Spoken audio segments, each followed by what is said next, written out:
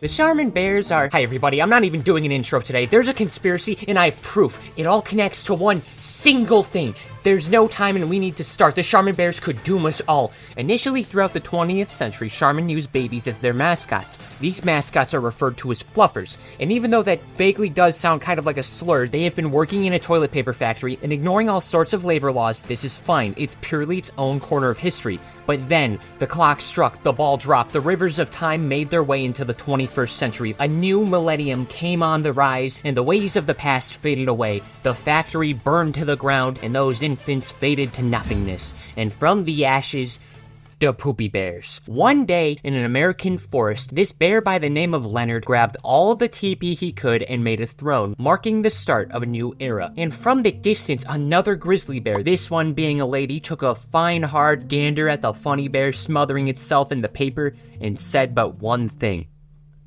Wood. And now there's a family of bears who really do love refraining from the low tides of below. They frolic outside and live as bears with the clear exception of that one thing. The obsession's getting a bit worse, starting to become a generational affection. Now I'm sure you're wondering what all the names of these cartoon commercial bears are. Well, I'm gonna be real, it does not matter in the slightest. They all act identical. From now on, this is Glasses, and this is Girl, and this is Sven. Sure, that's fine. Oh, by the way, they're red now. They are homeowners. I'm sure they didn't want to make a commercial about purchasing real estate, so that's fine. But they're red now. Everything else is the same. They're talking bears with easy access to all sorts of eye care and ophthalmologists. A pattern's also established. The funny bears are being humans now, and the stupid bear children ruin everything and create more problems. Now, supposedly, they change fur color based on the type of Charmin paper being promoted. For example, the reds show up when they're talking about ultra strong, but that doesn't make sense. They're already each color before exposed to the paper before promoting that paper. So do they know in advance then? Do they know which ones are being used? Do they turn into that 24 hours after the previous usage? Doesn't really make sense how that works, but let's roll with it. Now, if this is the case and this is the same family, then that means there are at minimum 4 corresponding colors based on the toilet paper. Brown bears are the default, red is again ultra strong, blue is for ultra soft, and orange. Yes, orange is budget toilet paper. Thanks to the fact none of the family members drastically changed designs, we can then confirm that they're just very critical about all the kinds of different Charmin paper they use. It's a big deal to them. And for sure, that's an absolutely weird genetic trait to change colors based on toilet paper, but supposedly it's not exclusive to just this family. I was able to spot a single brown bear in one of the vacation commercials in the same ad where airport security praises Leonard the dad bear for his taste in toiletries and his faithfulness in ultra strong. Then there's additional evidence. One commercial sees Sven and Glasses having their friends over. They're all having an insightful discussion about the utilization of TP for my bunghole. They're saying things like, dude, I love toilet paper. OMG, me too, Sebastian. Just simply based on the idea that kids will inflect the opinions and ideas of their parents upon themselves, this assures the fact every bear at minimum in the Charmin universe, United States, are obsessed with toilet paper to at least some capacity. It is for sure a sign of power. I would assume these bears get paid monthly because sometimes they got a budget and sometimes they gotta buy cheaper Charmin. Okay, cool. That makes sense. Until they turn blue. When ultra soft is the subject at hand, they change personality significantly too hard. They contradict themselves. This family isn't the same. This family becomes uncomfortably passionate about ultra soft toilet paper. They smother themselves with it. They go absolutely crazy with it. It's disgusting. At times, it almost feels like the parents are having a double affair where they're cheating on each other with the same person. A person who, I might add, is toilet paper. We also have a new family member.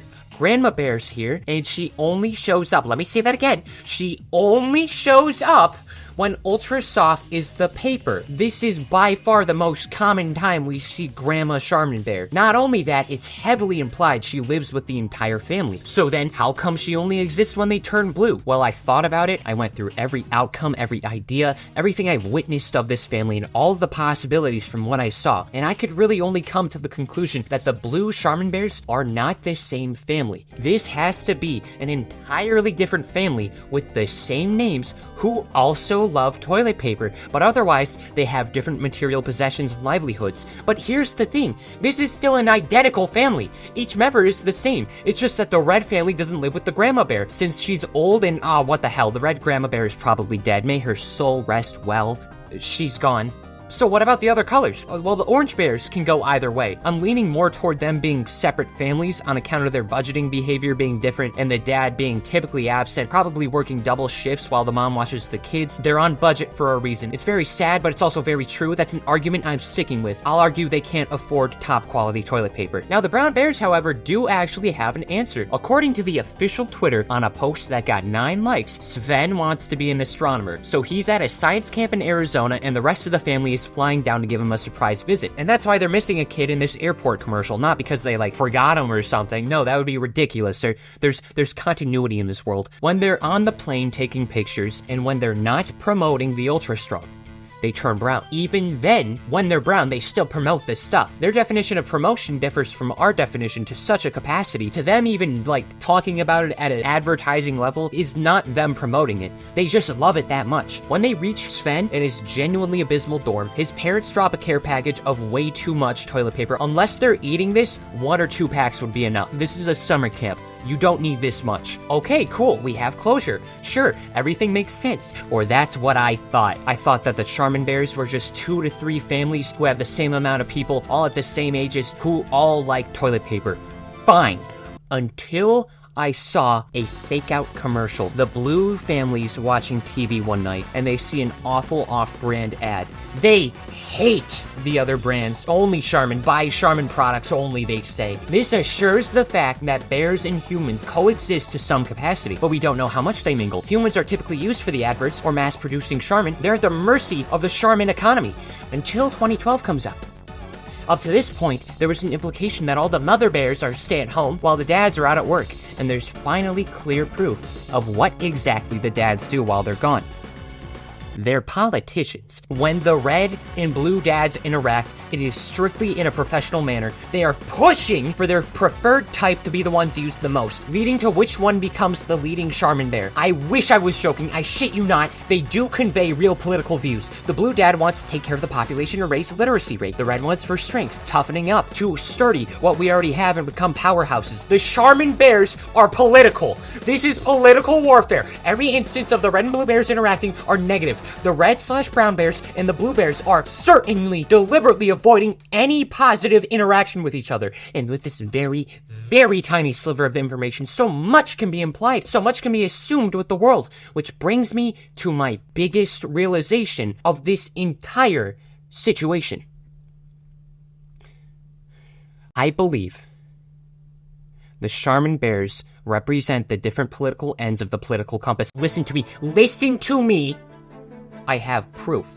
The red family goes on more vacations. They go outside significantly more often. They are content. They wear actual clothing, not covering the one place that matters. That's probably conservative behavior. That's Republican shit. I wouldn't know. I zoned out in my civics classes. I don't know stereotypes. Now the blue ones are more so democratic. A huge aspect of liberalism is being more accepting of change, advocating for change. That's what the Google search told me. Last time I checked, encouraging your children to smother their faces into toilet paper sure is an experimental parenting skill. The blues also have their kids working in the Charmin Soft labs to genetically produce even softer paper. This could potentially explain the face rubbing and the kissing of the poo-poo paper. That's probably really common in political comics. The Ultra Soft has hallucinogenics that keep them coming back. This could mean numerous things. Regardless, this is the second time in general that the bears have gone the extra mile in having their kids grow into successful leaders, with the Reds encouraging their son to become an astronomer, going to a camp across the entire country. But when they visit his dorm, they give him soft paper. Why? The only people who use the TP are Sven and his roommate, who we never see. We know nothing about them other than they badmouth him. All we know is that they put both brands on both sides of the room, and they're really negative to their roommate for some reason. Why are they so negative about him? Is that his fault? Is he a different color bear? Is there nationwide segregation in the Charmin Bears universe? Look, I know all of this is too much, but think about this. Big Toilet doesn't want us to know. Almost all the branding of Ultra Strong and Ultra Soft are color-coded. Is this propaganda? Is this to widen the distrust between the two political parties? I don't care!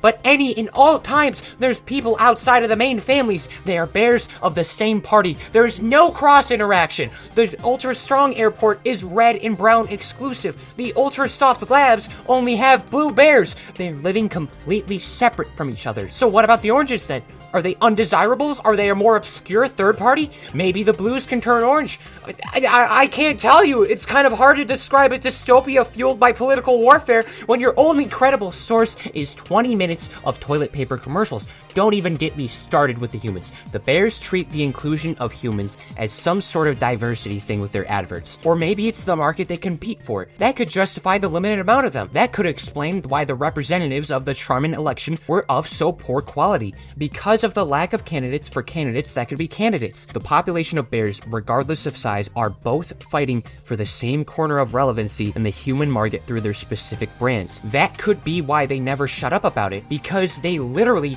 don't know when it's gonna matter. That's why their obsessions exist toward an unhealthy level, and maybe that's even why the oranges have so little representation. They move to a greater plane. They realize in the end all of that hardly matters, because no matter what, all the Charmin toilet paper is gonna go to the same place anyway, the sewers. They have freed themselves toward normalcy. Currently, the battle is seeing the brown bears leading, and because the red bears have color-changing powers, that means that they're most likely the current ones of power, yet the war is still going on. Hold on, go back. Was that brown grandma bear better known as red grandma bear? Well, shoot, I guess she's alive. I'm gonna assume she died mid-operation or something, so she temporarily passed. I'm not removing her from this picture. She's gonna be up there soon anyway. Maybe the ongoing victories of the Reds resurrected her. Maybe the entire color gets all the profits for their specific brand earning, which might be why the other ones appear less and less. They're fighting for the same limited market for their survival. In the end, this leaves us with red versus blue. A group of identical individuals capable of coming back to life, who work non-stop and endlessly to possess something that could be deemed virtually useless in the long run. Wait! This is the same premise as Team Fortress 2. What can any of this mean? Does the funny computer game with bot problems trace back to the toilet paper bears? Because it sure as hell looks like it. Just treat them the same. The identical bears exist to fight for nothing. Sure, it's much more passive, but I'm convinced the dad can't even reach back there. Please put your charming bedroom eyes away. I solved it. So it goes TF2 to the Charmin bears to the US political system. I figured it out. They called me crazy, but I figured it out. The world is at my fingertips. You said I couldn't do it, but it's all up from here. All we have to do from here